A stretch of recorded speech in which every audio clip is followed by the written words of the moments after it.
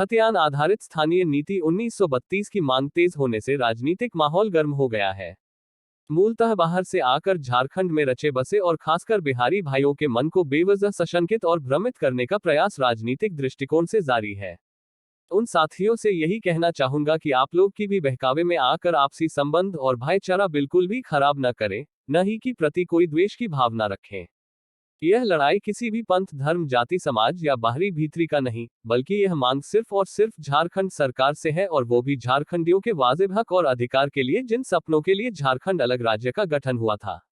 अब बात करते हैं खुद को झारखंडी कहने और मानने वाले हमारे झारखंडी भाइयों से। कहने को तो हम लगभग 3 करोड़ के आसपास हैं, लेकिन जब दबाव बनाकर अपने हक और अधिकार लेने की बात आती है तो हमारी गिनती सैकड़ों तक ही सिमट कर रह जाती है। कभी हम मुंडा, कोयरी, कुर्मी, अहीर, उरांव में सिमट कर रह जाते हैं, तो कभी आदिवासी मूलवासी में, कभी अमुक पार्टी का झंडा ढोने में आंदोलन से किनारा कर लेते हैं, तो कभी कमाने खाने के चक्कर में मौका हाथ से गंवा देते हैं।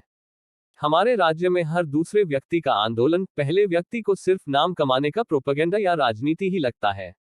अन्य लोग संगठित हैं और सरकार पर पूरी तरह से हावी हैं, तभी तो 81 विधायकों में से एक विधायक की भी हिम्मत नहीं जो खुलकर 1932 आधारित स्थानीय नीति का समर्थन कर सके। हम लोग पूरी तरह से विखंडित और अनाथ हैं साथियों। उनका क्या है? वो भागलपुर, बिहार में सांसद चुनने के लिए वोट भी डालेंगे और गोड्डा, झारखंड से खुद सांसद भी बन जाएंगे। खुद जमशेदपुर, झारखंड से विधायक बनेंगे और बक्सर, बिहार से अपने घरवालों को भी मुखिया चुनाव लड़वा देंगे।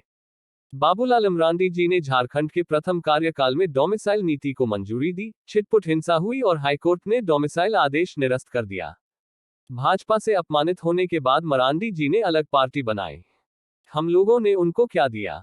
हम लोग उनको नकारते रहे और भाजपा को जिताते रहे। अभी वर्तमान में अमित महतो, सीमा महतो, गीताश्री उरांव, शैलेंद्र महतो आदि ने 1932 के मुद्दे पर अपनी अपनी पार्टी से इस्तीफा दे दिया। कल हम लोग इसको भी भूल जाएंगे।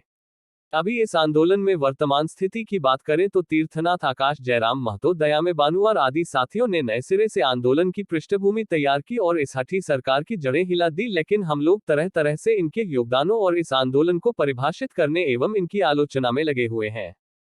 कुछ नहीं हो सकता है हमारा, और हमारे हक अधिकारों का गुलामी करने की आदत पड़ गई है हमको। कभी सरकार की, कभी अमुक पार्टी की, तो कभी पावरफुल अधिकारियों की।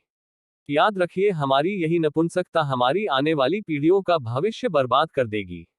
अपने ही राज्य में हमारी पीढ़ियां दूसरों के जूठन पर डरे सहमे आश्रित रहेंगे, जिसके जिम्मेदार सिर्फ हमारी और आपकी बुजदिली और पार्टियों के झंडों के पीछे बेतहाशा भागने की बुरी आदतें होंगी।